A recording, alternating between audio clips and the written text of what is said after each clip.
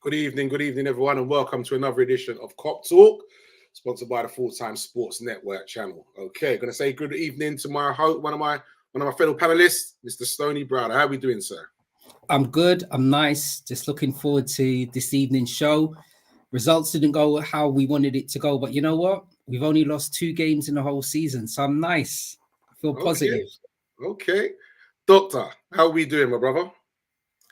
Sharing Stoney's energy, but also a little P that we happen to lose to Arsenal. Not that Arsenal aren't a good club, but that fan base, Jesus Christ.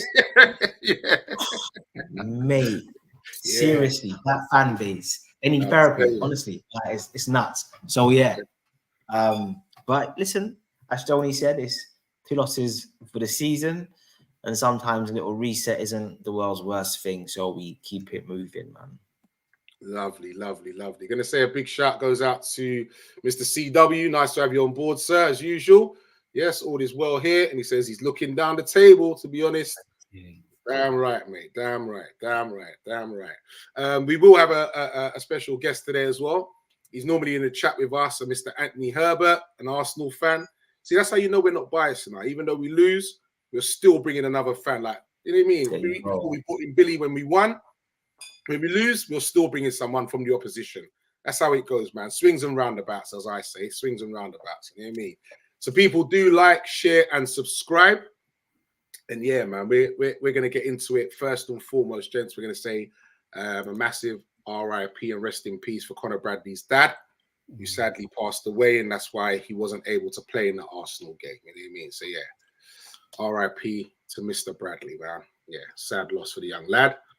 But hopefully that will spur him on, give us some more great performances. You know what I mean? Yeah, and you know what? And I guess, just on Bradley's dad, you know, sometimes like the universe is in unison, right? And I just think, obviously, I don't know the nature of his illness, but the reality is Trent is somebody who rarely gets injured. So the fact that Trent gets that injury at that point in time, that then allows the family, hopefully the dad, to see Bradley make his first team debut in the league, score goals and get assists, then obviously it's still horrible like for the young man. But I guess, yeah, if you can leave the earth kind of seeing your son do that, and that's quite a powerful thing to see, man. So like, yeah. Hey, well said, Preds. Well said, man. Seriously. Well said. Arsenal fans been taking something they shouldn't be taking. They've been behaving like they've won the league already. Like they got a trophy for that win. Yes. I'm sure they got a trophy for that win, bro. The way they've been behaving, I'm telling you. But Artie, that's why on the other side, similar to what Dr. Blake was saying, I have a distaste for Arsenal fans, and I'm going to make this public. I don't mind, but I agree with you. The way that Arteta was, I mean, I don't even think he was in his technical area once in that game, but I feel happy that Odegaard was with the cameraman taking all of the footage. I feel happy for Martinelli. I feel happy for Arteta and everybody to do the Arsenal community, because this club is never at a 50-50. They're either at 100 or they're either at 0. And that's pressure. That is pressure. So bipolar United for true. Yeah. Just like I'm being serious. Yeah. But I agree with you. I've got nothing against the club. I'm telling you, man. I got nothing against the club, but the Arsenal supporters that I know, and I know a lot, and I'll say this, they're all bellends. And that is just a fact. And I'm putting out there, like, share, and subscribe. Arsenal supporters are bell ends. So, get on with it. Yeah, I like that. Oh, mate. In a group that me and Ross are in, man, I tell you, listen. Oh, flipping heck. One man in particular been running up his gums, man. I tell you. They are. Listen, I honestly think that they've won a trophy or something, the way that they're behaving. Yeah. Like, I'm trying to explain to them, man, you've won the game and you're still below us. Like, you've won nothing. Yeah. You're out the FA Cup, you're out the Carabao Cup, you've won nothing. I know. It's sad, man. It's sad, I must say. CW says, yep, Conor Bradley, take all the time you need. You'll never walk alone. That's right. Never walk alone, mate. Yeah, Arteta, he was running like he needed a toilet. Oh, drops the mic. Yeah. So, gentlemen, I don't want to hear no fanfare, and I think I just want a number. That's what I want to figure. So for Liverpool's performance, I just want to figure. That's what I want. Doctor. 3 out of 10. Mm-hmm.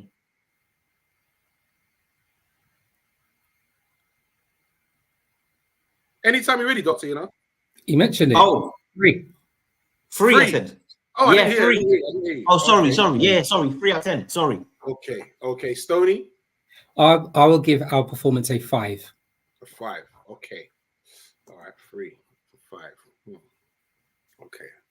So, Doctor, tell me why it was a 3 for you. Why is it 3? I think that's the lowest you've given so far. Yeah. So I had the privilege of going to the game, and fortunately or unfortunately, I was sitting with the Arsenal fans, and seriously, like, I need therapy myself after that. I mean, I'm in the tunnel walking back from the game, and I've got Arsenal fans saying, "Tell you what, I think that Alisson's overrated. You know, for me, Ryan's got more in his locker than him." I'm just like, Jesus. Wow. But anyway, wow. So I was level with so I was literally sitting next to where the big screen is. So I would have been almost like level with Alisson, but like higher up. So I had like a really good view of like the tactical setup. And I think why to give it a 3 is, if I'm being honest, I think a lot of that is down to Jurgen Klopp. I think it's probably one of the only occasions this season where I think tactically he's been out fought, man. Don't get me wrong, there are issues with, like, I think the players look jaded and we were a bit, you know, like we weren't as physically intense, and it makes sense. That's what something like in the last 33 days, Arsenal have had 3 games. We've had about 7 or 8 in that same time period. We've had 3 games in the last 7 days. So in a week, we played what they played like in a month. So all these things come into play as well. And I just think, yeah, our right-hand side looked poor. And I remember just after about 5 minutes, just watching it, thinking to myself, what is the plan here? It just didn't make any sense. Didn't make any sense. I just think for our tactical play, for how certain players played, for me, it was just really disappointing. But at the same time, I understand the circumstances. And it might have been that if the players were fresher, they would have been able to carry out Klopp's plan better. But I just felt, yeah, the team selection, the plan he had in place, it just didn't make sense, man. It just, yeah. So for me, yeah, it was a poor performance. But I just think on the basis of how good Klopp's been this season, then yeah, like it's allowed, man. Okay, Stoney, why a 5? Yeah. And all of those 5 points, all of the markings for Liverpool with the 5, those 5 were just from McAllister, because for me, nobody else really showed up. I think for a game where, and we have to be honest, in the first half, we had 3 shots, 0 on target. All right. So for a team as offensive as us, with us having so many offensive options, for that to actually happen in a game, for me, that was quite concerning. It was interesting to see, and I think I mentioned on the previous game, the previous show as well, just to see slowly how Gravenberch would settle in the team. I know he actually hasn't had a pre-season with us, so I have to be extremely mindful about how I'm judging his performances at the moment. But he didn't really have a good game against Arsenal. Funny enough, neither did Curtis Jones in that game as well. Gakpo had the opportunity to play on the right-hand side where Salah usually plays as well. Didn't really have a good game. And in quite a bizarre way as well, Gomez didn't really have as much of a good game as he has been doing. So you know what? I kind of took a step back and I thought, you know what? As a collective, I'm not going to be nitpicking. Collectively, we didn't have a good game, but I'm confident we're going to bounce back against Burnley. Arsenal were good on a day. Liverpool were not good on a day. And they got the result, for me, that they actually deserved. I mean, when was the last time we've seen Alisson make rash decisions, or when was the last time we probably saw Virgil van Dijk make rash decisions? A lot of those were actually made throughout the game. There was a period of time when we was playing, especially in the second half, where you can see Virgil was trying to push all of the players up and play a faster pace, whereas everybody was playing at a slower intensity. That may have been from Klopp, or it may have been Virgil trying to change the tactics. But regardless, whatever happened, we just didn't turn up on a day. And credit, this is just me, I don't like saying this, just credit to Arsenal. Arsenal came out, they knew what they needed to do. They ended up scoring 4 goals, and then they did what they needed to do. So, yeah, credit to Arsenal, man. All right. So I'm just going to say, I'm going to stick on that topic there. I just want to say something quickly here. So sorry, CW said a 3 at best, and that's for the scores. Yeah. It was a bad day at the office all over the park, lads. We looked like we used our gas versus Chelsea. Good evening, VW. Nice to have you on board, sir. I must say big shouts goes out to you, and I've got to say a big shouts goes out to my little family, Easy Demas. He's a gooner. Regin, he ain't been on here for a while, but I knew he'd be here today. Yeah, that's all right, Demas, man. Like I said, we can take it, we give it, we take it. You know what I mean? Nice to have you on board, Marcus, man. Gravenberch looked like he belonged in Ghostbusters. Allison was practicing a Kung Fu Panda. That's what I tell you. Arsenal deserved the win regardless. All right, so going back to that, Stoney, and what you said as well, Doctor, about how well Arsenal played in that. Were Arsenal that good, or were we that poor? Did we make Arsenal look that good? I think it was a combination of. I think it's not rocket science for us collectively. The way that we set up with the hybrid position that Trent plays for us. All right. So we know that Trent would have started up from the right hand side. We know that Konate, Van Dijk, and Gomez would then have been the 3, and Trent coming in the inside. All right. Martinelli on a normal day is extremely productive on the left hand side for Arsenal. And in my opinion, I just think Martinelli was a man of the match. All right. He was able to exploit that gap over on his side, left-hand side. I think if it wasn't for, and this is regardless, because I know Konate got the 2 yellows, right? But if it wasn't for Konate's technical understanding over on that side, I think we would have been exposed way more on that side as well. And, you know, the other side of it, I don't think Gravenberch played that well over on that side. So Martinelli basically had the run of the mill. So I think it was a combination of 2 things.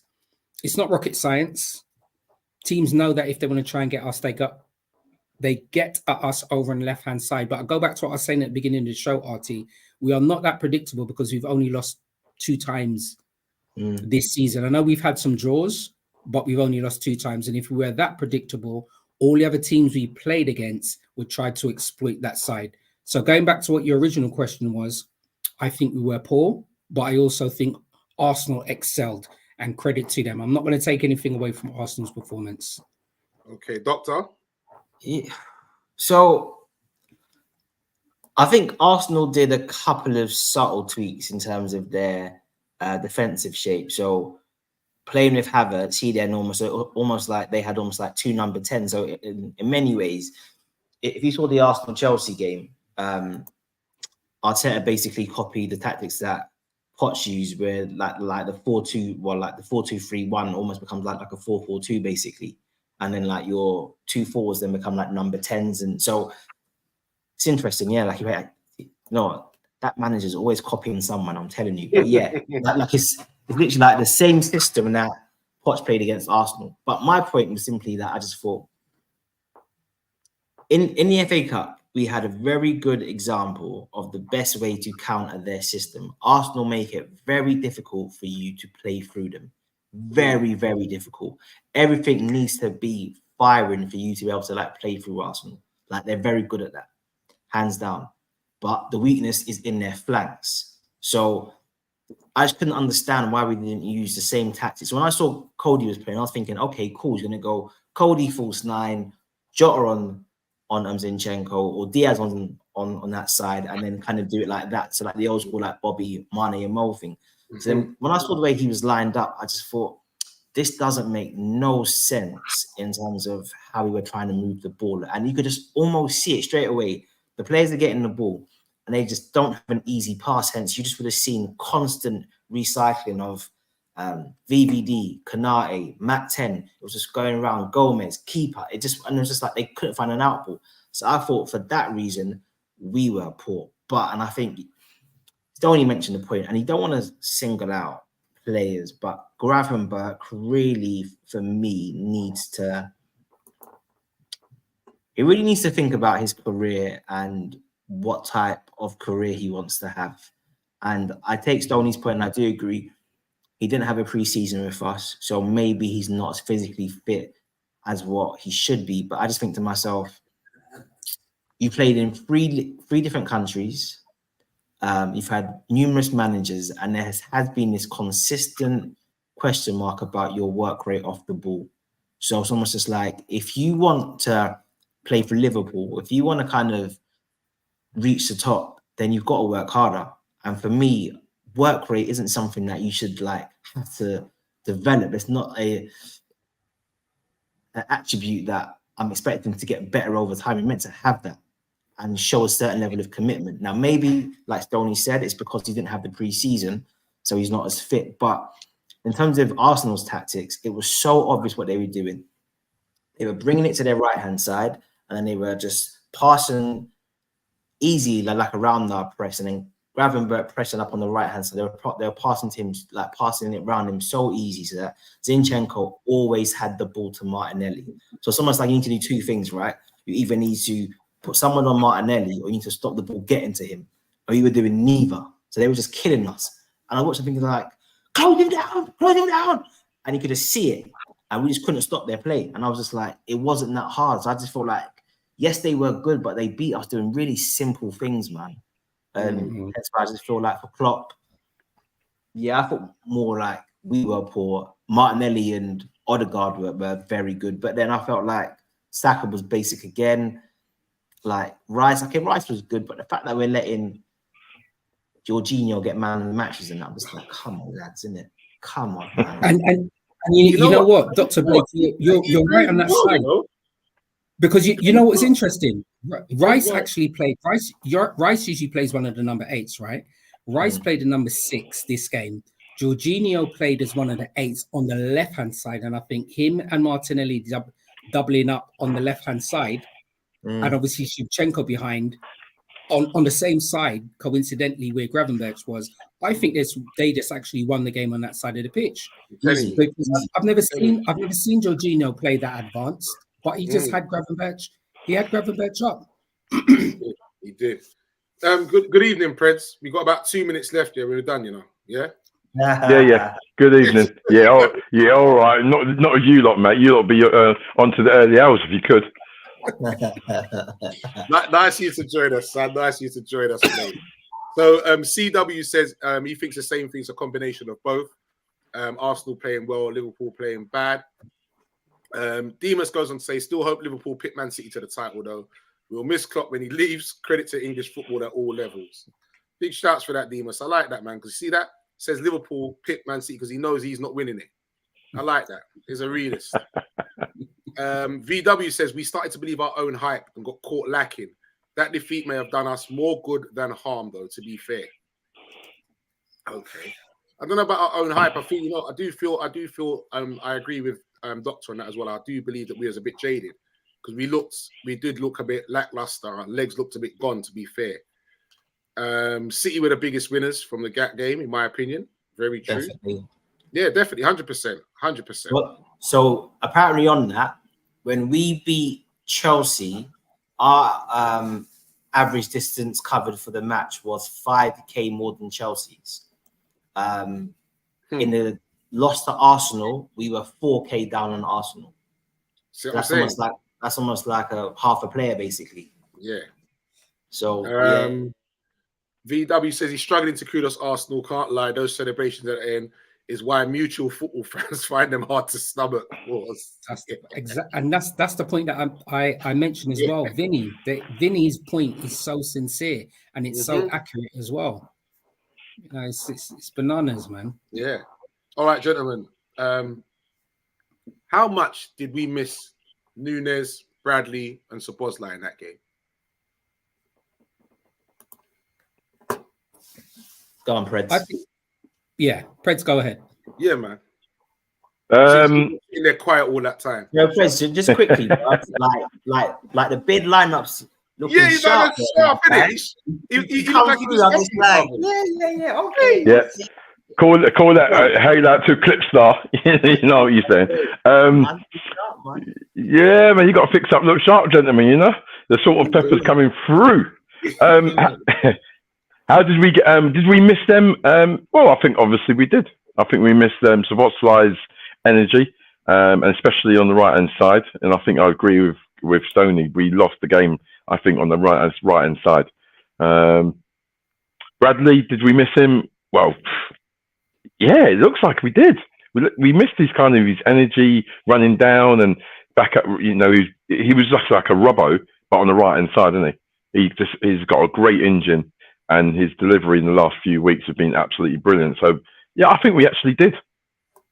To cut a long story short, I think we missed his natural defending instincts. His doggedness defending. That's the first thing that I think we really missed with him. Freds, Chris says it's about time it was on point. I don't know what CW's been watching, you know. That's mocking your trims, fam. Don't worry, that's good. Trim watch. I'm going to introduce that. Trim watch. It's about time. Big shouts to the Sasky Goon. We're getting big Gooners on today, boy. Jeez. Okay. 3-horse race or nah.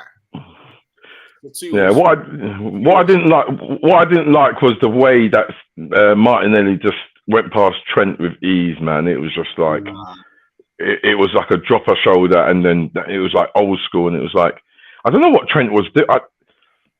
I'm trying to still fathom out what Trent was trying to do, what we was trying, because it's almost like Gomez was coming in, as he's been doing for the last few weeks, and Trent was trying to keep the width. But yeah, it just wasn't working. It just wasn't working, and not at all. Trent looked like he looked like he hasn't played for a while, to be fair. You know what I mean? I'm not knocking him, just that he looks like he hasn't played for a while. We all know what he can do, but that's when he's fully fit. I'll tell you what surprised me though was I knew Martinelli was quick, but not that quick. When I saw Kanate chasing him, Kanate ain't no slouch. Yeah, no. My man tore him. Kanate was struggling, rude boy. It looked like Kanate had a caravan on his back to remember, he's running with the ball, so technically you're meant to be quicker than him. When a man's got the ball, you're meant to be quicker than him. Jeez, bread. My man was on stuff, man. Yeah. Remember the travelator up? You know the travelator on Gladiators back in the day? It looked like Kanate was going at that travelator and he weren't going nowhere. Martinelli loves playing Liverpool. Seems and Diago normally does as well. Normally scores against them as well, which is true. Yeah, that's what you're damn right. Now we will take it up. I just feel like we just played. I just think if you've got a fast winger who wants to run, like you almost can't create better conditions than what we can create for you when we play like that. It's almost just like playing Harry Maguire like on a high line. It's a suicide, isn't it? Yeah, it's true. It's just like, and I think this is where Arsenal struggle against lesser teams because they just like camp in a little bit. And you sit back, so he's not got the space. He's not got the space to run into. Yeah, then he's not cute or clever like that. But obviously, he's a top player. But on Trent, because obviously I could kind of like see what was happening, and it just looked weird, right? So I agree with you, Artie. He wasn't fully fit. That was obvious. So judging how I saw him playing, I had to believe Klopp was going to go with Bradley, and then obviously couldn't play him because of his dad. And then Klopp's probably thought, do I change the team shape now that Trent can't play, or do I just go with the same tactical plan that we've been working on in training for the last couple of days? So I think that's what he's probably done. But what he was just seeing was Trent's actually on the touchline waiting for the ball, and Konate is just like passing it around. And obviously, like Konate's ball distribution has improved, but he just thinks to himself, we've got one of the best passers in the world standing there waiting for the ball, and it's just been circulated just like amongst our centre backs. It just wasn't making sense. Like, it would have made even more sense if Klopp had swapped Trent and Gomez around, because in my opinion, Trent could probably play left back because he's got 2 good feet. So at least he can then invert, and then Gomez does that. But I just think you can't have your most creative passer literally just waiting on the touchline for the ball, and you can't get him the ball where he's used to being the one who comes in to then dictate play. It just wasn't making sense. Wasted. It wasn't making sense at all. But if you think about it, since he's been away, that style of play has done well for us. Yeah, it's and it's worked for us. And Bradley's gone down the right hand side, bombing on the right hand side. Konate's, if he's got the ball, he'll do a nice little diag on the angle of the box. Gomez comes in. So in actual fact, everyone kind of knew their roles, and in the last few weeks, that's how we've been playing. So for Trent to then come in, it seemed like he was a bit alien. He's like, and you could hear Trent calling and shouting at Konate, because a few times when Konate's got the ball, he's facing Trent, but because of the last few weeks, he's actually come in and clipped that ball, and it's been second nature for him for the last few weeks. And Trent was just really frustrated in that he just wasn't getting the ball. And I think on that, this is where I think you have to give Arteta some ratings, because it's like the positions of the Arsenal players on that side were quite smart. Because it's almost just like the ball to Trent was always on, but we knew if we got it wrong, they would have countered us and we'd have been under pressure. So it's almost like they were just playing this game of like cat and mouse, and we just didn't take them on that. And Trent didn't get the ball because almost like he was always open, but we just weren't passing to him. And it's almost like they could see it as like a high risk pass. So I think, you have to give Arsenal credit for that, because if Martinelli was in a different position, then it's an easier pass to Trent, or so they got that part right still. You know what? I apologize. I will apologize now, but what I'm going to say is fuck Arteta. Oh, definitely. Yeah. Like, listen, that guy has stepped over the line, and I'm telling you now, if I was playing, I'd be telling one of my teammates, listen, just roll the ball down his side, please. I'm going to take him out. I'm going to take him out. You see how many times he's putting these up? He's doing it blatantly. He knew what he was doing. It's gamesmanship. He knew that there are times when Trent's got the ball going for a throw, and he's walking in front of Trent out of his box onto the. Listen, if I was Trent, I would just. I'd throw the ball on him. I would throw the ball at him. Yeah, throw the ball at him. Do that again. Yeah. You know what? I'll tell you, nah, bro.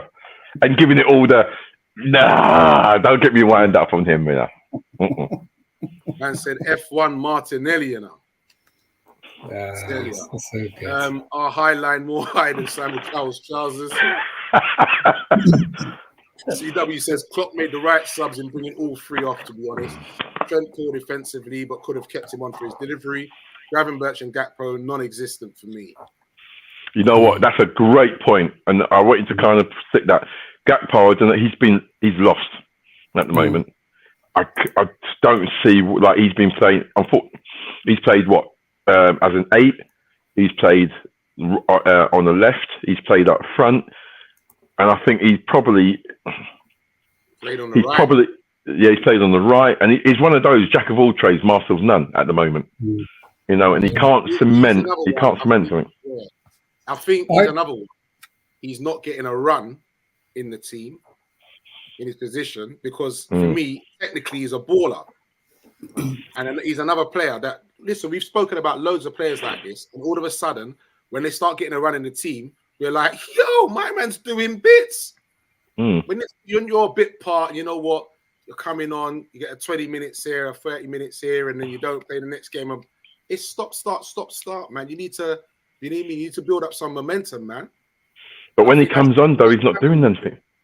But when he comes on, though, it's like he's not really setting the world alight in regards to being a fresh sub who is turning dynamics of the game like a sub should do. He's just, at the moment, I'm not going to have a go at him because, I really do like him. And Gravenberch as well. I like both of them. I just think now is a time where, look, this is the business part of the business end of the season, and everyone needs to lump in. And, at the moment, the game on Sunday, the game went past Gakpo, the game went past Gravenberch. Like, he got eaten up. He got eaten up by Declan Rice. Like, Declan Rice, he had good clean steals. There was a couple of times with Gravenberch. He had the ball in the middle of the midfield. Great feet, getting him out of tight situations. But then Declan Rice just leaned on him and said, "Yeah, have that," and then took the ball. And that happened quite a lot on Sunday. So I think that's an area that he needs to. That's an area that Gravenberch he's definitely got to improve on. CW says Gakpo is like a rabbit in headlights when he gets the ball. He's so confused as a squirrel trying to find his food. Oh. Yeah, Peter, you're right, mate. Welcome on board, Peter. Where does Chris get these comments? My brain, Peter. Yeah. No, Gakpo for me, I still rate him. I still think he's a baller. I just think he needs a quality run in the side, in a certain position for me. Not just playing here, there, and everywhere. I think he needs to be. I still think if you play him like that Bobby role, I think he can work bringing in others into the team. But you see what the issue there would be, Artie, and I agree with you, but I think Jota is obviously shown that he can play the Bobby Bobby role centrally, and Jota's performances, his goal ratio and his assist ratio almost makes him be the guaranteed player. So you literally took the words out of my mouth. That seems a position where Gakpo would excel. But Jota at the moment, he's basically said, I've waited for my time, I've come back from injury, and I'm going to make myself undroppable. So, yeah, you're right. That's very interesting. No, 100%, man. And listen, like what Nunes brings to the team, you can't really drop him either. So it's peak for Gakpo. But this is the kind of competition that you want, though. And this is where players need to step up. Where would you play Gakpo? If you wanted to play him if you're going to play him in a regular starting position, starting berth, where would you play him? Like I said, I play him in the old Bobby role. In the Bobby role, okay. Yeah, that's why I play him. It'd either be in the Bobby role or for me coming off the left. I think that's the point. I think playing him right is a terrible idea. Like, yeah. No, I wouldn't play him doesn't have the game for it. And I can't remember who else was saying this, but it's like a lot of these guys were used to kind of playing on the opposite side of the field as their stronger foot. When you put them on the same side, it's like they just don't know what to do. And I do like Cody. I think he's a really good squad player. Like the way he's kind of just engages with the young players, especially so when you see like him and Curtis Jones talking, and you can see he's a really positive person. But he is a bit soft, man. Because in my opinion, you might be saying, "Give me the ball, and I'm gonna be rolling Zinchenko. I'm 6'4". Okay, I'm not lightning, but I'm faster than him. I'm more physical, but he just plays a bit soft, and like like Mane and especially Mo.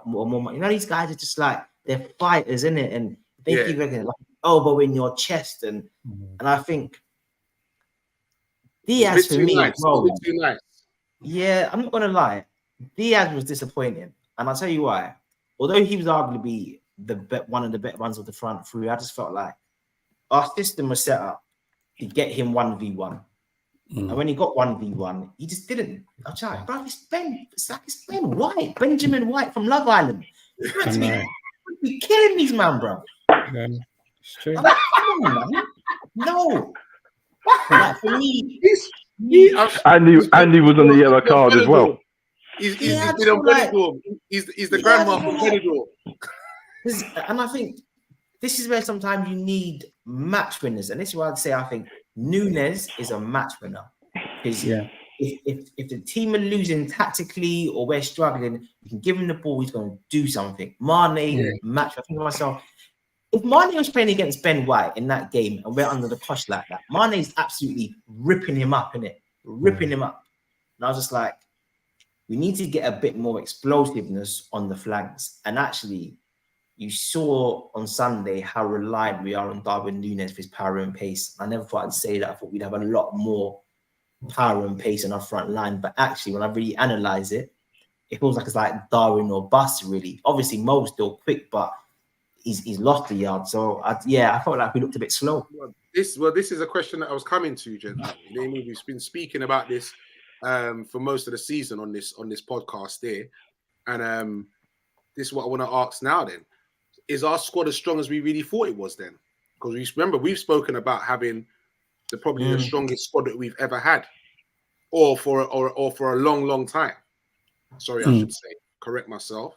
And I think for me personally, with that question, I'm not going to make any knee-jerk reactions, and this is just me anyway. I still believe that we've got one of the strongest squads that we've had over a long period of time, and part of having a strong squad means that we are going to have to play games without the likes of Dominic, and we are going to have to play games without Darwin Núñez to see how we functioned. And I think to an extent, we've actually done that throughout the season, and we've still come away with results. I think for me, at the beginning of this show, I was asked how I feel, and I still feel blessed. We're at the top of the league.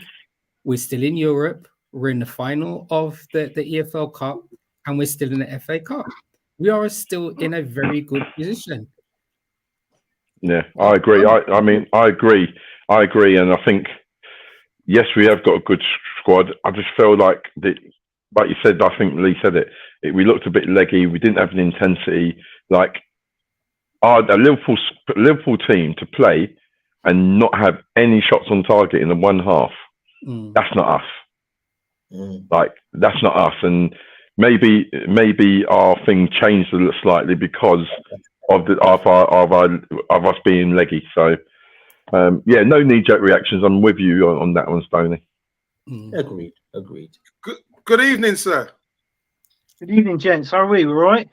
Yeah, we're all right. I'm not as good as you, I take it. No, not as good as me. No, I got to be honest with you. That was some game. And it was an exciting game. It was a game that personally I didn't expect to win.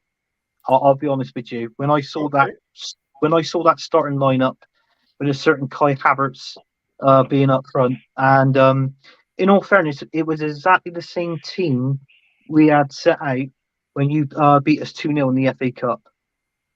Exactly the same with Havertz up front. And when I saw that, I thought, by me, Liverpool's they're gonna kick our ass here. And then, you know, I in all fairness, I wasn't expecting it, lads, to be honest with you. But I'm happy with the win. I think your goal was it was a bit of luck there with your goal, wasn't it? Going in at half-time at 1 also, but with our mistake from Saliba. But yeah, I enjoyed the game. Listen, I got to give our team credit. I got to give our manager Mikel Arteta credit as well.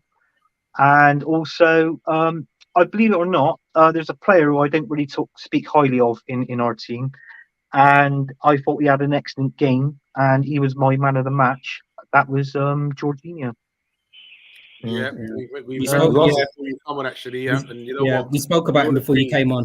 Yeah, we agreed with that. He played very well, man. Very, very well. I must say, I was impressed. I've got to say, I was impressed, man. So tell me then, Anthony, since you've just come on now, do you think that that Arsenal was that great, or was Liverpool that poor? What do you put it down to? I think it was a bit of both, to be honest with you. And I got to be honest with you, I think with Salah missing is like having a pie in front of you, and with Salah being out of that squad is a massive piece taken out of that pie, in all fairness. And it's shown on that pitch. I know when he's injured, you sort of play Jota out on the wide left, don't you, when Salah's not there? Unfortunately, I just don't think. I mean, with Liverpool, did you show up? You know, obviously, I wasn't expecting a win, I had it down as a 2-2 draw. To be A lot honest of with people you, said 2-2 actually. Quite a few yeah, people. And that's both Liverpool and Arsenal fans that I spoke to. A lot of them say 2-2 win, 2-2 draw. But you mentioned, all right, you mentioned not having Salah, but we've not had Salah from like the beginning of January, and this is the yeah, first game that we've lost. yeah. It is, but I mean, that was, in all fairness, I think that Arsenal game actually made it. You actually seen it with that Arsenal game. I mean, we were up for the game. I'm not going to lie. It seemed like we were up for it. Okay. They knew Salah wasn't playing, so mentally, Mikel Arteta had to, you know, pick the team, started the play, and he said it before the game. He said, "Look, we've come up with a plan. Don't be alarmed with Kai Havertz playing up front." He actually said that before the game. He said it's slightly different. He said, but we've got a strategy to play against Liverpool. We don't know until we try it. And obviously they tried it, and obviously the result is 3-1. But I feel you mentioned about Salah. That was really the game, because the other games you had, you've been playing well, good football. You've been winning games as well. Hence, that's the reason why you're top. But I felt like you came up against a hard football team that had good strategy and exploit your weakness, basically. But I feel if Salah wasn't injured and was in that team, that would have been a different game, in my opinion. Well said. Well said. Okay, so Saskia Gouda says Sabio and Galiba shut down the combo, and yeah, we were well rested. Another one says that as well. Yeah, they were well rested. So Anthony, do you believe then that Arsenal can win the league? No, I don't. I don't. How come? You still feel it's a top striker missing? There is a top striker missing. We're missing like a 20 goal goal scorer up front, and it's blatantly obvious. Jesus has come out and said he's not a 20 goal striker. You think of it, when he played for Man City, he was always tacking on the left hand and obviously cutting in and scoring goals. He's more of he's like a Martinelli, a double of Martinelli. In other words, he's a 12 goal a season, and that's it. Same as Martinelli, Saka. I think last season Odegaard scored 15 goals. He's dipped in form, in my opinion. He hasn't really scored many goals. I mean, Declan Rice has come in this season. He's played well. I feel sorry for Declan Rice because with that 4-3-3 formation, I look at what he's got to play with either side of him, which is Odegaard, which he ain't doing great this season. We call him Ghostagard at our club because he drifts off and we don't know where he's to. So, so that's one of them. And the other one being Kai Havertz on his left. So, he's struggling there. But, I mean, bless him. He gives 100% in all. And I'm happy with him. And I think the 100 millions may be a bit dear for Declan Rice. But listen, you've got to pay X amount of £1 million of players money for these players anyway. So, No, you don't. Well, I know you don't, but I agreed he's West Ham. We got Szoboszlai, we got Gravenberch, we got Endo, we got McAllister. Well, that was McAllister was one of the players that I wanted at Arsenal, believe it or not. And 35 million, that is a bargain buy for a World Cup winner as well. So, Klopp, I'll be honest with you, you've done a decent bit of business there. A very good, decent bit of business. So technically then, Anthony, all you've really done then is you've really just helped out Man City with that win. Man City, you've got to think they've got a game in hand. So we helped out Man City. You just helped them out by beating us. Yeah, but I mean, we got West Ham next game, and I mean that's not going to be a walk in the park. You're going to get Moyes the sack. You don't get Moyes the sack. I think, well, it most probably looks that way. I mean, West Ham fans they're not happy with Moyes at the minute. They're not happy with him at all. But I think his job if we beat them, he would be treading on thin ice. That's a fact. That's a fact. But it's a shame really because the way they are in the league at the minute, the position they are in, that's not bad for a West Ham team. I mean, at the end of the season, I thought they can get Europa League base. I mean, they definitely get a top 6. So with West Ham, maybe 7th. I mean, Man United, people talking about Man United creeping in the top 4. I can't see them creeping in that top 4. If anything, I think they'll finish it. They'll be playing Europa League Conference next season, Man United. Or if worse comes to worse, they ain't going to be hearing new Champions League music. They ain't going to be hearing the Europa League music. Yeah, it'd be match of the day on Saturday. That's the only music they're going to be hearing. So. But Anthony, you just mentioned something there about your next game, because I think you guys got West Ham and then you got Burnley as well, right? That's right. Yeah. Even with that game against West Ham, I think it's quite interesting. So David Moyes has, he's obviously been a manager when West Ham have won their first trophy in how many XYZ years, right? Yeah. Brighton have had a good season under De Zerbi. West Ham are still ahead of Brighton. Yet Moyes is under pressure. Football is bizarre. It is absolutely bizarre. But you know what? No, West Ham's a bigger club though. That's why West Ham's a bigger club, and they're expecting more. They've probably pumped more money as well. They spent money. They spent money, whereas Brighton have brought in money. Yeah, they've brought in a lot. That's correct. Yeah, and I think with West Ham, they've brought in money, obviously, with the sale of Declan Rice. And obviously a couple of their players as well. But what they've done, they've got the money from their new stadium as well. So obviously, even though they're sort of like he's renting that stadium from this company, but apparently the company that's renting out the stadiums of West Ham, apparently they're losing X amount of £1 million a year, but West Ham are gaining. Because of obviously the gate receipts, even though they take a certain percentage out of those receipts, of West Ham's gate receipts, that is, but West Ham is making quite good money. So the longer that West Ham are there at that stadium, it works out better for them. It's smart business for them.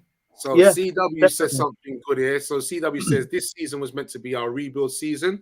As Stoney says, we are still in all 4 competitions. We can win. I wish the fans on social stop acting like child not getting their new toy. Thank you. That's the point. That's the point that I keep saying as well. We are still in very fickle, man. Yeah. They're very, very fickle. We're still in 4 competitions. Last week we was the flavor of the month, whooping Chelsea and all that. Flavor of the month. Next week you go and you lose another game, and it's all but it's Arsenal though, brother. It's Arsenal. It's just Arsenal. Don't want to lose against Arsenal. But you know what?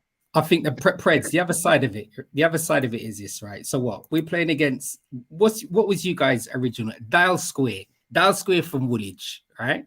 So at some stage, the result was going to go Arsenal's way. I think it's something like this. I think you are the third at the moment, aren't you? So the same points on Man City, but Man City you got game in hand, right? Yeah. So I think it's one of those things as well. Liverpool obviously at the top. Arsenal in position there are. I mean, Aston Villa are just behind you guys. I know they're 3 points behind you guys on equal points as well. The chase is there. I think collectively, this is what you want from the Premiership. You guys showed already last year, and this was something Anthony, we were speaking about before you came on the show as well. I think with Arsenal fans, and I mentioned this, Anthony, and I can speak to you. You're not actually in this category, but I say the majority of your fans are bellends. So you're either at 100% or you're at 0%. There's no middle line. And I wonder if that's to do with the expectations for Arsenal and the expectations of the fans. It's fine that Arteta is animated, but I just think you guys are going to end up like Tottenham at the end of the season with like duds, and it's going to hurt. Spursy. I hope so.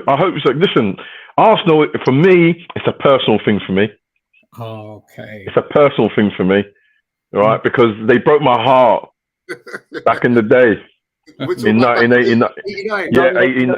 But I haven't got over it. You signed him the season after, didn't you, Michael? Yeah, and that's another thing I haven't got over either. So for me, I might sound animated, and it's all coming from a place of love, honestly, right? But fuck Arsenal. So, what was your favourite Arsenal goal and why in that game? I've got no favourite Arsenal goals. No, I'm joking. What it was last week, you had Billy the Chelsea fan last week, and I put Oh, the yeah. comment to Billy. Billy, what was your favourite Liverpool I goal and remember. why? I see it, yeah. I see it. I I'll like tell you Billy. what. Big up to him if he's watching. He's my So- guy. We do a show together, and he's brilliant. VW Yeah, says strength in depth for sure. The season will determine whether we have Please strength don't read out that in message. Please don't. mentality Please don't. across the squad. Like it or not, this one's for Doctor. Like it or not, Endo and Milner ain't letting us get turned over like that. Do you know the beautiful thing was?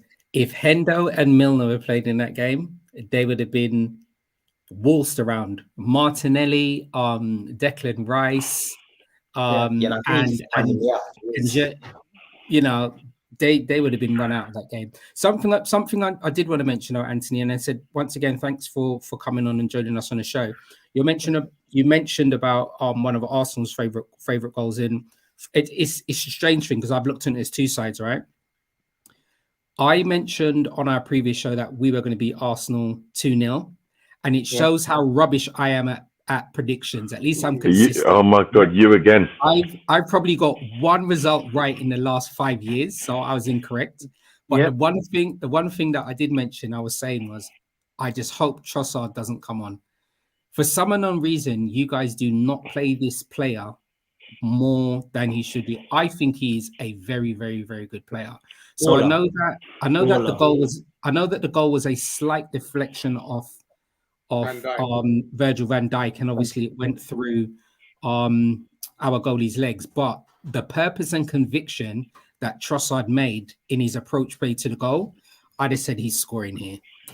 He's scoring. You know what, Tony? He's scoring. I rate he's him as a well. good player. I rate him as well, but he's not starting over Martinelli.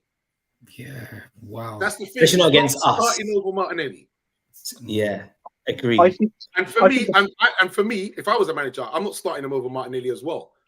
But you know what? Like when you get them Carabao Cup games and that or whatever, then yeah, you know what? I'll start him. But hey, what? I'd love to have him in the squad. Good player, man. He's a good player. Talk about, as Arsenal fans, I mean, these are the Arsenal fans. I mean, Stoney touched on it. In all fairness, some of our fans are bellends. They are. You said it, Stoney. Fair enough. Mr. B calls me a bellend. Sometimes he calls me even worse. That'd be on tomorrow night's Man United agenda on a Friday night takeaway show. Seriously, he called me lots of names on that one. Because I'm his only one and only fan. Look, Mr. B. You know, it's true. But in all fairness, with Trossard, I think I can't see the problem of playing him up front. Why not drop him? Why not drop Jesus and play Trossard up front? I mean, because he's the sort of player when he comes, if he's on the bench and he comes on, he can change a game. It reminds me of when we used to have Robin van Persie. When he used to come on, he was a game changer. Hence, he can assist or score a winning goal. Well, the dying end of the game sort of thing. I like Trossard. I totally agree with what you're saying. I would play him over Jesus at the minute up front. But I think there's a problem between him and Mikel Arteta. I feel that they sort of don't get on. That's the feeling that I got. I mean, I don't know what goes on in the background there, but there's a few players now that are leaning against away from Arteta. And trouble is with Arteta, he's a stubborn guy. He's a stubborn manager. It's his way or the highway. He's got a plan A, but he doesn't have a plan B. He doesn't have a backup plan when it comes to these games. And the reason why we started losing some of these games, for instance, West Ham, Newcastle, Aston Villa, you know, we lost to them. The reason being is because people can read us. Because it's like for like. No matter who we play in our first 11, I could turn around and say, right, Martinelli's going to come off. Who's going to come on? Trossard. Jesus is going to come off. Who's going to come on? Eddie Nketiah. You know, so you can predict what happens before these subs are happening. So this is the reason why these teams are gradually breaking us down, look, because they know the style we play, the substitutions we're going to create, and obviously with the formation 4-3-3. Now, personally, guys, I hate the 4-3-3. I hate that formation. I prefer when we played 4-2-3-1. We had we had Saka, Martinelli, and Odegaard. We had them. All three of them was on 50. They finished with 15 goals each last season. Yeah. Jesus was on 12 because he was out with an injury. He was out for about 2 or 3 months. But when he was out, we bought in Trossard in January. Trossard was banging in the goals. As soon as Jesus came back from injury, Trossard was bombed out of the squad, and Jesus came in. So, do you know what I mean? It didn't make sense. If that was me as a manager, even though Jesus came back from injury, how good Trossard was playing, Arteta should have said, Jesus, he's number one at the minute. You've got to work your socks off now if you want to come into this squad and start scoring goals and play first team football. Unfortunately, those managers, there ain't many of those managers out there now. Thank you very much. We've had that conversation, gentlemen. Just remember that we've had that conversation, yeah? CW says, lack of goal scorer and manager stops Arsenal winning the league. There we go. Right. To your comment, Anthony, the Sassy Gunner has retorted that, well, Anthony, I don't call our players names. Odegaard, #1 through balls and chances created in all Europe's leagues. So, yeah, we just need a finishing. Yeah, we do. He actually, believe it or not, I just finished my show, and he put roughly the same comment, and we answered that one. In all fairness, I don't think Odegaard's been great this season. He's talking about Europe there, so obviously he's been great at assisting goals in Champions League. Sorry, so he's been doing that really well. But of late, he hasn't been scoring goals. You know, so we're who's eating the food, man? I can hear knife and fork on plate, bro. Definitely not me. Look, my hands are right here, boy. Or someone in the house is eating a food. So they're all pointing this way. Yeah, someone in someone's house is eating food. I can hear knife and fork on plate. Who are you pointing at, bro? Who are you pointing at? I know it's Preds, but do you use knife and fork to eat McDonald's? It ain't me. It must be Tabriz. It must be Tabriz somewhere. He must be lurking in the background. Tabriz is on somewhere. Yeah, he's somewhere. Can you stop that with the mic forks, please? Okay. All right, gentlemen. This one is for all of us. Anyway, this one is for everybody.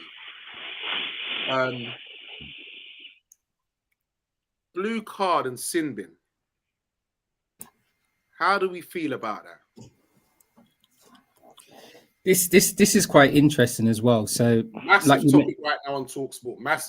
Massive. So, what this is going to be introduced? Are they going to try to trial it for next season? I think in the FA Cup. I think at grassroots level, they've already done a sin bin trial already. Not with using a blue card, by the way. It's something where the match official will obviously speak to the player, and they'll obviously issue a yellow card, which signifies after communicating with that player, they've got a caution. 10 minutes, they're off the field, XYZ. I think it's going to come sooner or later. It's going to be like dominoes. They're going to bring in a green card soon, a purple card, and all of these other cards. They've got yellow cards that we've seen, circle cards reused for this season for different reasons.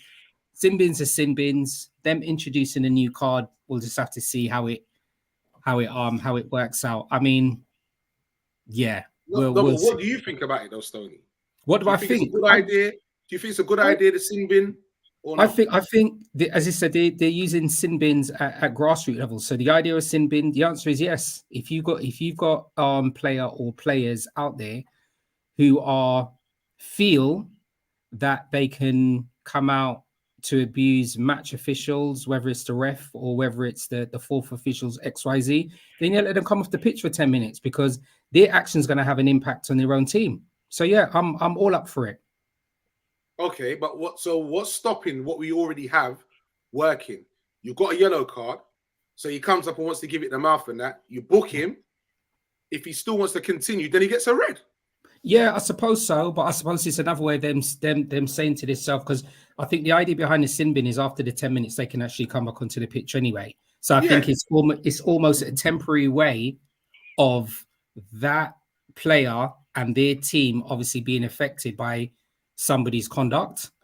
So I think it's a case of not saying that you're completely off the pitch if you've got a red card, but it's a temporary thing because it's going to be for dissent or for like cynical fouls. I think that the sin bin's going to be from. And we've all either played or we've all played or we've all watched games where we know players are out there and they're giving it the XYZ to the match officials. And sometimes it's just a calming period.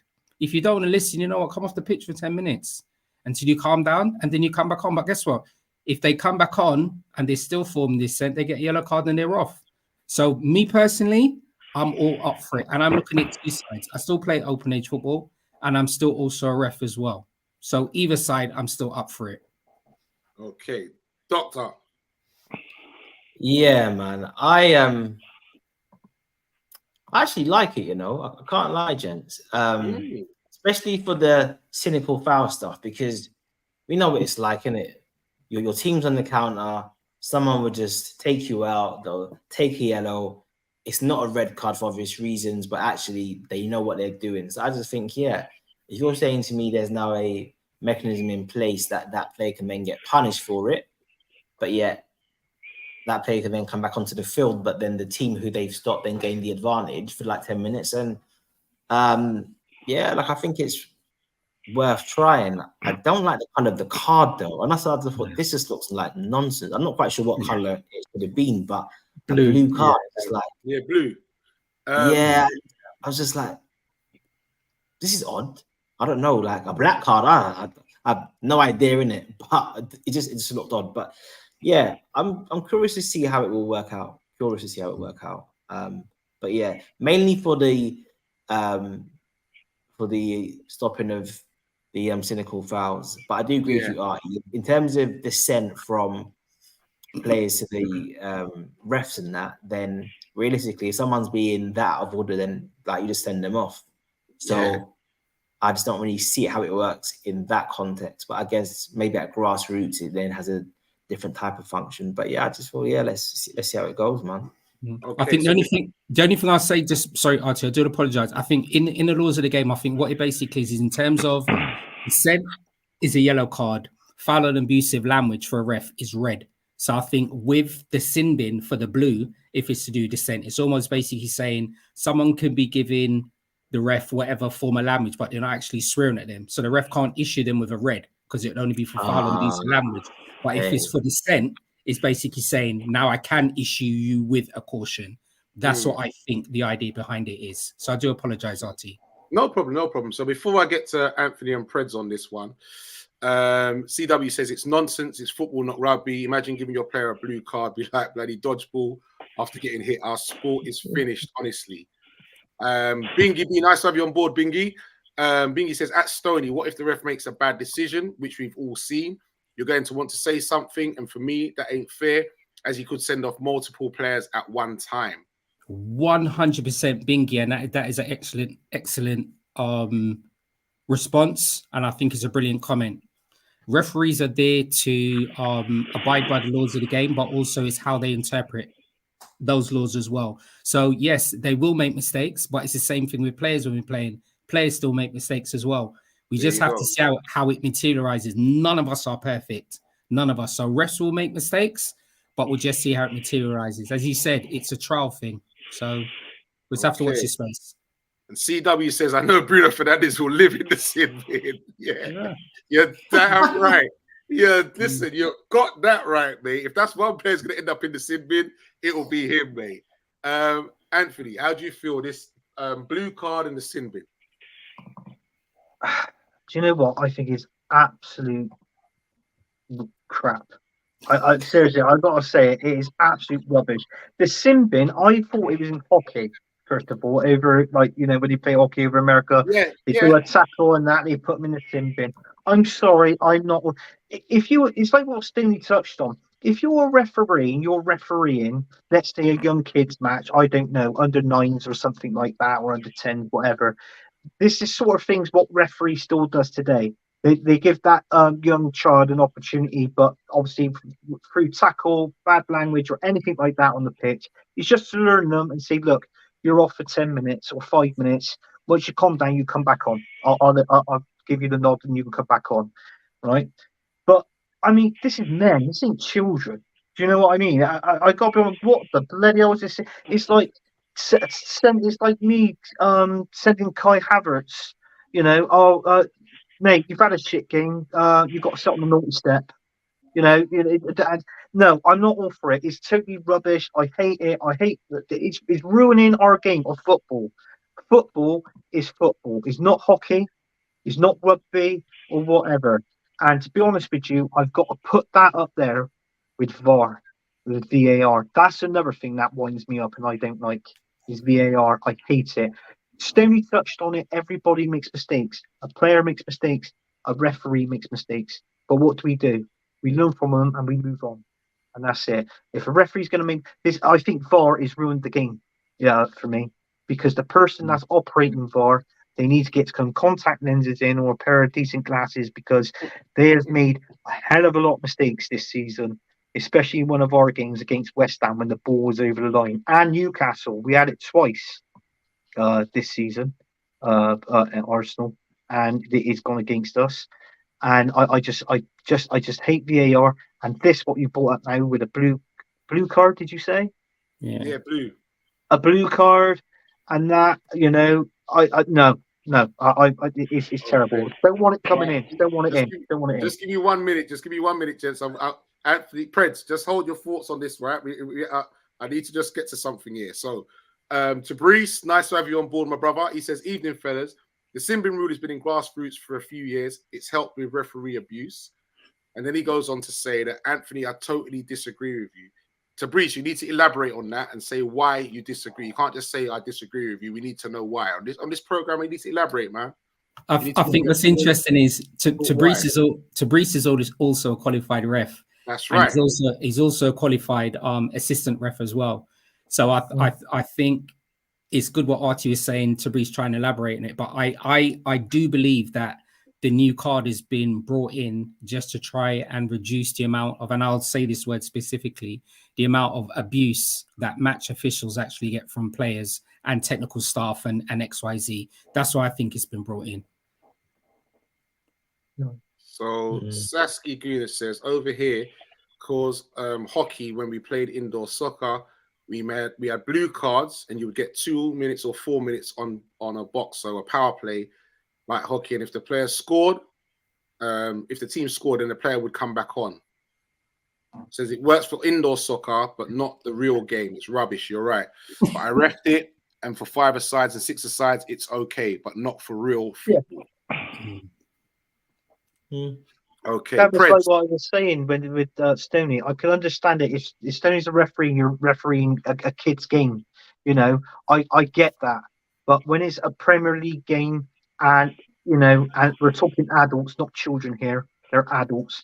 You can't sit adults on naughty step, as far as I'm concerned. That's it. But you know, Anthony, sometimes it's the adults. I mean, as you said, there's that differentiation. You've got, you know, like under 16s football, and you've got adults football. Sometimes you get more abuse from the adults than you and get from children's football. Adults, in theory, should know better, but they don't. So, we'll see. You're right. It's a trial thing, so we'll see how it actually works out. Really. Fred, how do you feel about this? I've seen it happen in Sunday League game, and it also happened to us. I played in a Vets game, and a ex-Premier League footballer got sin binned. Now, for me, I think if it's something which is going to try and stamp out abuse of the referees and kind of give referees a little bit more control, then I don't see the harm in trialing it, because I think that the abuse has got out of hand massively. And you can't blame the rule makers for trying to come up with something which is going to stem that. Listen, I'm all for making adjustments and making the game better.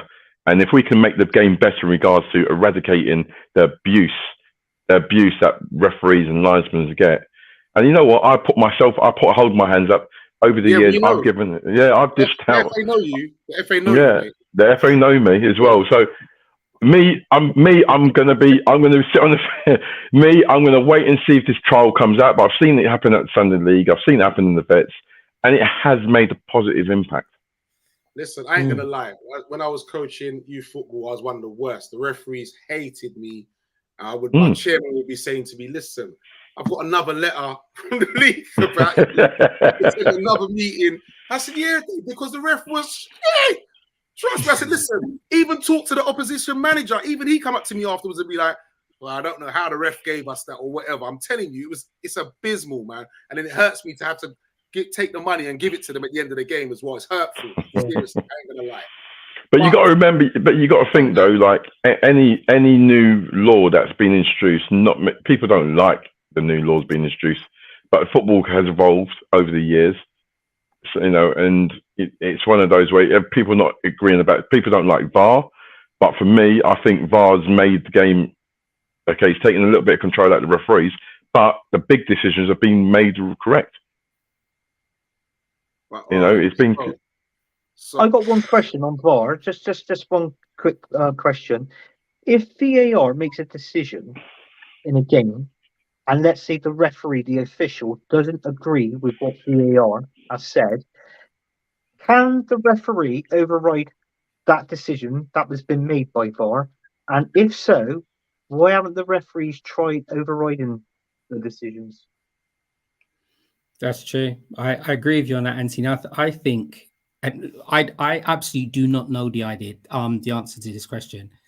I think the refs still know the teams that are working in VAR, and I think it's one of those where they don't want to overrule the VAR's decisions. I still think VAR is still that 50-50 thing anyway. But I do agree with you on that, Anthony. I can't record a game where VAR decision's been done and the refs overruled it. However, I don't recall all of the games, so I can be completely incorrect. But that'll be interesting. Yeah, but you know what? Yeah, but the thing is, though, that they've been given. Stray away. We're not talking about VAR. Let's not stray away. Let's stay on the blue card and the sin bin for now, please. Yeah. So the trouble is the offences that warrant the blue card are subjectively gauged, so they could be bias occurring. This is what Dan says. Nice of you to join us, Dan. Tabrice now goes on to say the amount of abuse refs get at grassroots level is absolutely crazy. Adults are the worst. Yep, for real. I've seen that myself. No jokes.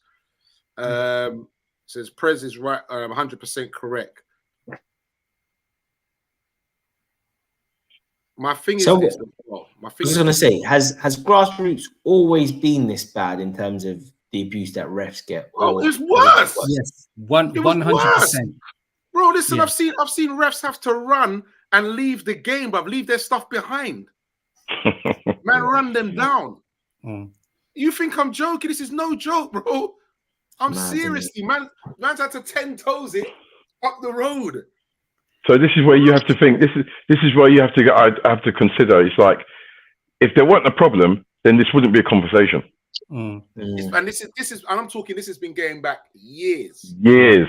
And that's why for me, I agreed with some of the rule changes, because you have to think of it this way, right? We're going to have 22 players that are come to play a match, and you're going to have one match official, all right? The match official is human. They're trying to govern the game by the laws of the game. Sometimes there may be discrepancies, but for me personally, I don't think it warrants any player then thinks that they'll be able to be physical or verbally abusive to that match official. That's just my opinion. And if we're going to try and put in a law that's going to try to protect that match official, then I'm all up for it. You know what, though? Sorry to cut you. I think the responsibility is on the players in respect of, I've got to be honest, if I was a manager and one of my players went on sin bin for dissent, I'm hammering them, because that's put pressure on the rest of the lads. Which then, if we then can see the goal, right, that player has to take responsibility for their actions. Thank you. Because his selfishness in being abusive to the referee or to any of the officials, it has an impact on everyone else. And if that happens, I think that a lot of players now will start to think, well, you know what, I don't want to be in that position. Mm. I still believe. Listen, we've got 2 cards already. Referees need to use them, and this is what happens. I see players surrounding refs, and the referee ain't doing nothing. Yo, I don't care. Listen, I'm telling you this now. If I was refereeing and I see 4 men rushing me from the same team, blah blah blah. 1, 2, 3, 4. Let's see what's going to happen next. Yeah, I agree with you. Let's see what's going to happen next. What they probably could have done is they probably could have still used a yellow card for the sin bin, because at grassroots level, they still currently use the yellow card as a sin bin. So you'd mentioned to the player that's got the offence, you're mentioning to them the caution, and you issue them with the yellow card so they know it's a sin bin. I think they're doing it for the blue, more for the purpose of us as the viewers watching the game. Because if we were watching the game and we saw a player receive a yellow card and then they came off the pitch, for us, we'd be thinking, hold on, the ref's given a yellow card. Why on earth is that player coming off the pitch? So I think it's for us more as an audience. No, I'm not saying to give a yellow card to come off the pitch, you know. I'm saying I'm giving you a yellow card. You're booked. Talk to me again like that, and you're taking an early shower. Yeah, that's what I'm talking about. That's I agree with that, because that's your sin bin. Use them. That's what they're for. One is a warning. The second one is the consequence. Yeah. But you see, that's your sin bin right there. That's your sin bin right there. Yeah, when you issue cautions for yellow cards, when you issue yellow cards, there's different ratings. So, it may be, for whatever. It may be for a reckless foul. It may be for dissent. There's different reasons. But I think really the blue card, my point is saying they're doing the blue card. So for us, the viewers, when we're watching a game, they actually know it's for dissent. I hear that. They know it's for a cynical foul. That's why I think they're actually bringing in the blue card. But I think reasons why you can issue a yellow card. But you know what? When you've seen it on grassroots, and when you've seen it, I've seen it in situations where the team who's winning have had a player sin binned. Then all of a sudden, that dynamic changes massively. Yeah. Right, because then you got the players, and you got the 10 players who have to hold the lead, right? And one of their players has actually done them a wrong one. And then I've seen it on the other end where the team is losing. You know what? In grassroots, I've seen it. I think it's improved. I think it's made the game a little bit more exciting for what the stage is. But in actual fact, when it's used, you do see the players all go. Thank you. Yeah. And there's no issues whatsoever. Yeah. So, like I said, I think people are against it, but people are always against new rule changes. The change. Goalkeepers were against the not having to pick the ball up, and we can't pick the ball up. We have to use the feet. There's been lots of rule changes that people are simply not happy with, but yet it hasn't destroyed the beautiful game. Okay, so Moss Sports World says, and then surrounding ref has gotten less in the English Premier League, but I see it being bad at AFCON and in Europe still. Preds, would you be upset with your player if the exact same thing that happened to us versus Spurs? Would you still blame your players then? What in regards to in regards to one game? The what? Sorry, when they disallowed the goal. Jones and Jota, I guess he's talking about. I'm assuming Jones and Jota as well. Yeah. Yeah. Are we talking about the VAR? I thought we were not allowed to talk about VAR. No, we're not talking about VAR. But we're going to talk about the Jones and Jota. The Jones and Jota, what? In regards to the fouls? The fouls, yeah. Yeah, like so them getting Jones, red cards in the sense of that's letting down the team. Yeah. Well, listen, end of the day, if the referee's in charge of the game, and if he deems that it's a foul or it's a red card, no matter what people say, it's his decision at the end of the day that counts. So it's all hypothetical. It's like end of the day, that situation happened. They've made a decision. Would I be pleased? Would I be pleased or not? I wouldn't be pleased. I wasn't pleased when he got sent off. But the referees made a decision. What am I going to do? Drive myself crazy because the referee made a decision? It's affected the game. Yes, of course it is. But end of the day, but that's what That's every single game up and down the land. Yeah, and you know what? I guess Prez makes a good point with that, because I think if you take the Curtis Jones case against Spurs, obviously the tackle's unlucky. Like, he doesn't mean to do it.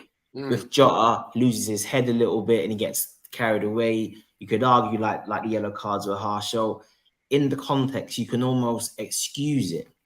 But if you're then a man down because someone lacks self-control with their mouth, and then in doing that, you then let down the team, I think, yeah, Prez is right. From a management viewpoint, that's very different, because your lack of self-control has now affected us. It wasn't an unlucky challenge or you were close to the ball. It's just your actual lack of self-control as a kind of on a individual level. So actually, yeah, it is a different kind of energy.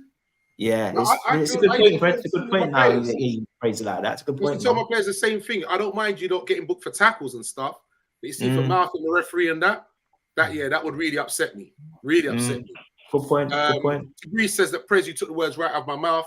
Getting a sin bin hurts the team more than a yellow. The player feels that they have let the team down because of their actions towards the ref. Right, we are going to have to come off this very, very soon, because I've got one more little thing to talk about before we wrap this up, because we have been going for a minute. I'm not going to lie. A quick question. I think Stoney would be the one that we're going to ask this. Come up. Also, when a player comes back on after receiving the blue card, after allowed a sin bin time, does he remain cautioned as though he had a yellow or not? Yes, the answer is yes. So really what it is now, I think they're trying to introduce, as it currently stands, the two cautions are whether you receive a yellow card for whatever reason or a red card. Those are the cautions. The blue card would also be deemed as a caution as well. So you can receive that blue card for dissent or for the cynical foul, go off, because that's a sin bin.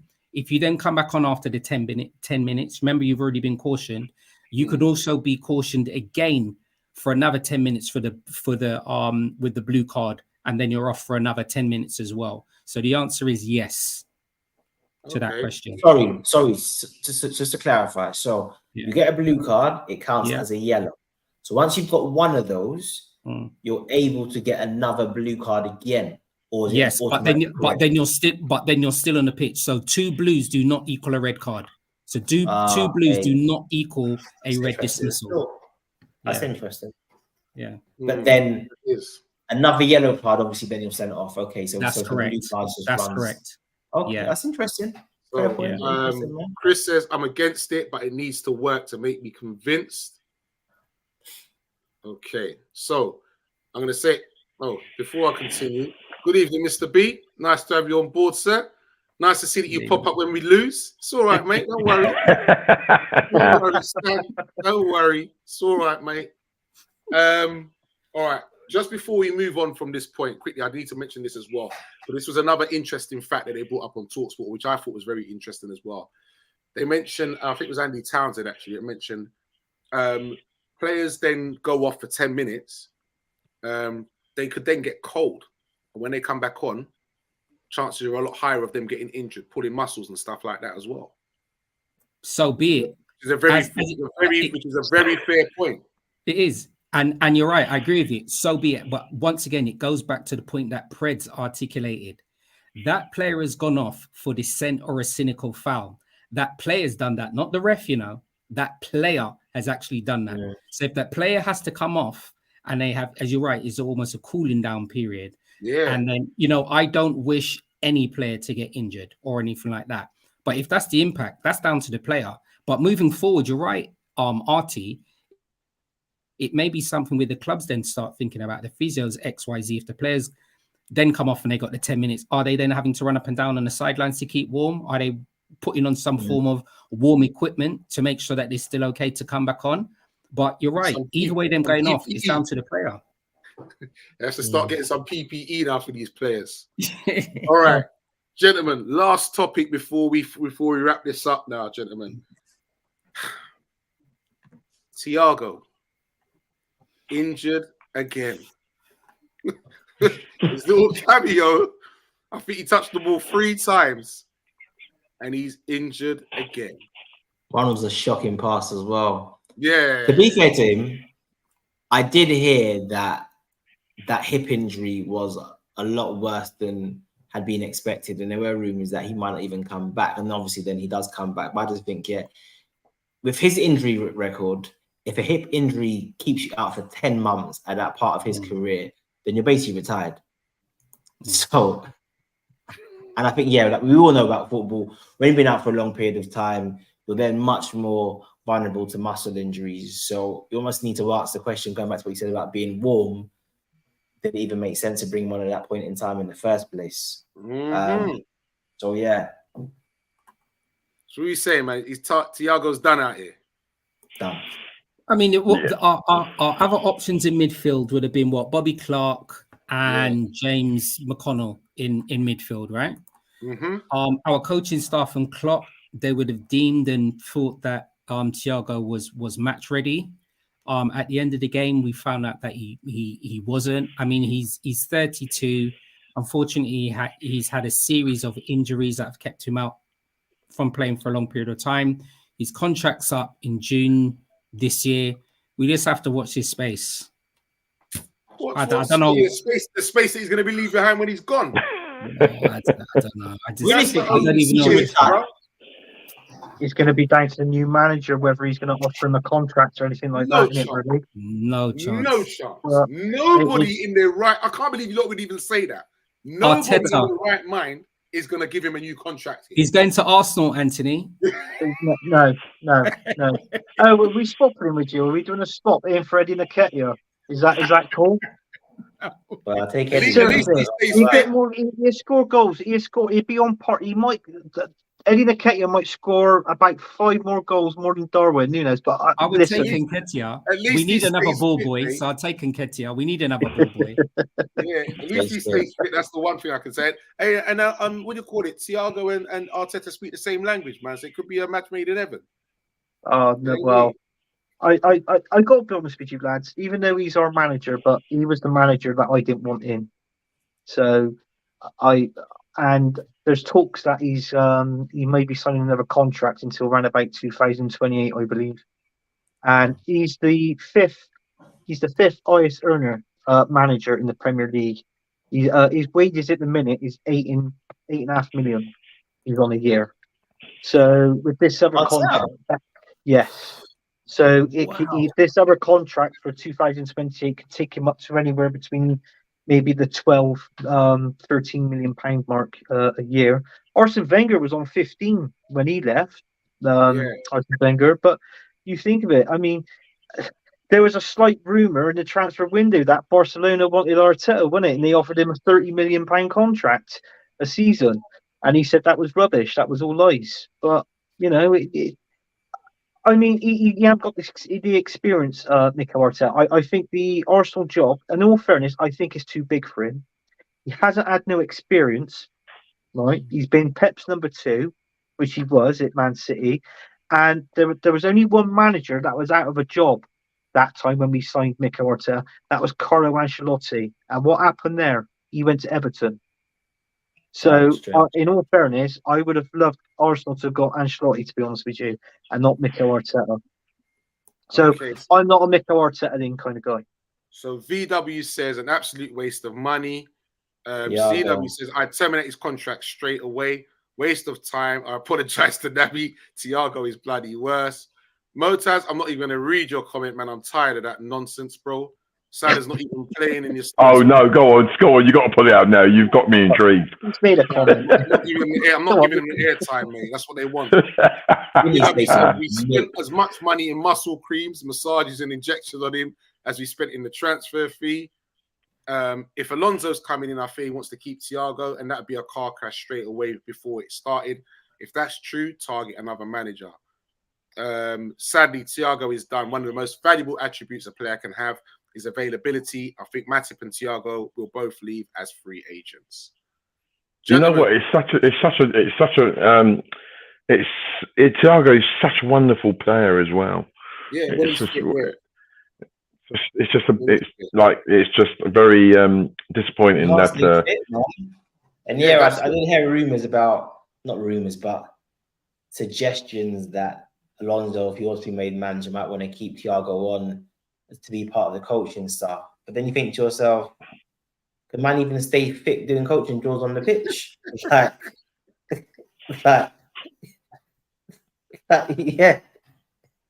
Like, when you see the physio coming on. Coaching. Yeah, that's what I was saying. When you see the physio come on to give the coach support and that. So, yeah, I just think, look, it was a massive gamble with Thiago. It was probably one of the first major signings under Klopp, where Klopp went against the transfer committee. Well, not went against him, but the transfer committee would never have sanctioned signing a player who's 29 with no resale value and has a bad injury record. Klopp made the gamble to go for somebody who was high risk. It nearly paid off in the quadruple season. It was super close, but ultimately it hasn't. But Klopp did say in his press conference, was it last summer, that sometimes he likes to take risks. He took one. It nearly gave us greatness, man. But you know what I mean? I just think that Champions League final 2 seasons ago, where he was brilliant, like in the run-up, then he's injured, he's out, then he starts the game, he's not fully fit. In many ways, that half an hour or so kind of almost is a metaphor for his kind of like LFC career, man. He came good, but it could have been so much better. Okay, gentlemen, it has been a blast, I must say. And first and foremost, I want to thank Anthony Abbott for coming on to gloat at us, which he didn't. He ended it, man. He ended it. That's fair enough, guys. That's fair enough. I didn't really want to talk. I wanted to give it to Stoney most of all, but you know that was it. It's been a pleasure having you on, man. I must say, pleasure, man. Cheers, Mr. Don't Know Time. Man's grafting out here, you know what I mean? What can I do? Don't worry. That watch is in the post, bro. Don't worry, man. Hey, Lee, it was great to see you briefly in the shopping when you're doing the shopping trolley, mate. Hey, Stoney, you went up to Asda yesterday doing the shopping, and who do I see in the corner on his mobile phone? Putting my streets out. I tell people, listen, I tell people I go to Waitrose and Marks and Sparks. Tell them about Listen, everybody, he went to Asda. I see him in Asda. Well, listen, I won't see him in Asda because I'm in Aldi right now, innit? So, boy. Yeah, mate. I must be in Iceland then. I was in Aldi earlier on, bro. Don't mess up. I was in Liverpool actually earlier on. Don't mess about, bro. Yeah. Tony, my brother. Listen, thanks once again, RT, for hosting Kop Talk. I think it's been another brilliant show. Thanks everybody else for tuning in. Don't forget to like, share, and subscribe. And we look forward to seeing everybody next week, Thursday at 10 p.m. Like, share, and subscribe. Thank you very much, my brother. Always, let's just hope we get 3 points on the weekend and we move forward to next week, man. I'm going to send a big shout. Thanks to all those who took part in the chat room, man. It's brilliant. Yeah, your comments had me busy trying to work it through. And if I did miss some of your comments, I apologize, man. But stick with us, man. You know what I mean? It's a long one. Don't worry, man. Peace out. Remember, Kop Talk each and every Thursday, 10 o'clock, only place to be. Thank you very much, peoples.